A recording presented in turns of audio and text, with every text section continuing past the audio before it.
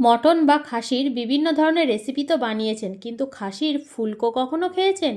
যদি না খেয়ে থাকেন তাহলে আজই কিনে আনুন, খুব কম দামে, কিন্তু মটনের টেস্টের থেকেও অনেক বেশি টেস্ট। প্রথমে খাসির ফুলকো নিয়েছি, এটা প্রথমে ভালোভাবে জলে ধুয়ে নেব এবং 10 মিনিট গরম জলে সিদ্ধ করে নেব। ফুলকোটা সিদ্ধ হচ্ছে, এদিকে আমি একটা মশলা রেডি করে নেব। তার জন্য একটা ব্লেন্ডার জার নিয়েছি, তার মধ্যে একটা মাঝারি মাপের পেঁয়াজ কুচি, 10 থেকে 12 কোয়া রসুন, এই রেসিপিতে রসুনের পরিমাণটা একটু বেশি দিতে হবে, আর 1 ইঞ্চি আদাকে কয়েক টুকরো করে নিয়েছি, একটা টমেটো, 8 থেকে 10টা শুকনো লঙ্কা ও সামান্য একটু জল দিয়ে স্মুথ পেস্ট বানিয়ে নিয়েছি।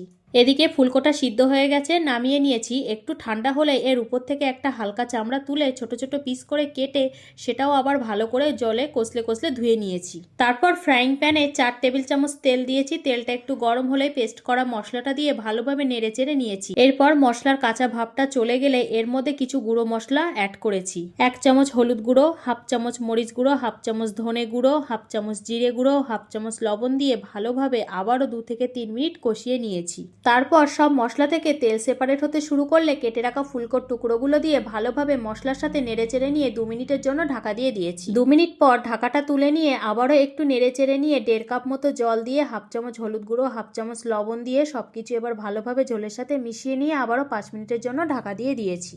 5 মিনিট পর ঢাকাটা খুলে একটু নেড়েচেড়ে দিয়ে দিলাম 1/2 চামচ গরম মশলা গুঁড়ো। গরম মশলা গুঁড়ো দেওয়ার পর আবারও কিছুক্ষণ নেড়েচেড়ে নিলাম, যতক্ষণ পর্যন্ত গ্রেভিটা শুকিয়ে গা থেকে তেল ছাড়তে শুরু করেছে। তেলটা সেপারেট হতে শুরু করলেই এটা প্লেটে নামিয়ে নিয়েছি। ব্যাস, রেডি হয়ে গেল খাসির ফুলকোর তেল। গরম গরম ভাতের সাথে খেতে কিন্তু দুর্দান্ত লেগেছে। আজকের রেসিপিটা তাহলে এই পর্যন্ত। কেমন লাগলো আজকের রেসিপি অবশ্যই কমেন্ট করে জানাবেন। ভালো লাগলে লাইক ও শেয়ার করে দেবেন। দেখা হচ্ছে আবার পরের কোনো নতুন রেসিপিতে।